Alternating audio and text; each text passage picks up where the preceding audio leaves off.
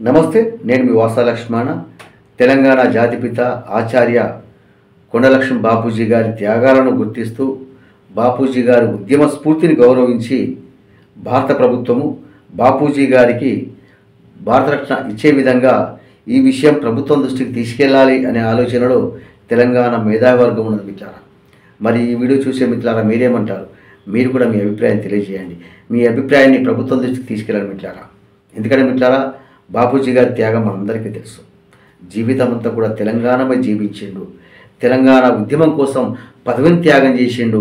తెలంగాణ ఉద్యమానికి కొండంత అండగా ఉండడమే కాదు, తెలంగాణ ఉద్యమానికి తన ఇల్లునే త్యాగం చేసిన ఒక స్ఫూర్తి ప్రదాత కొండలక్ష్మణ బాపూజీ గారు.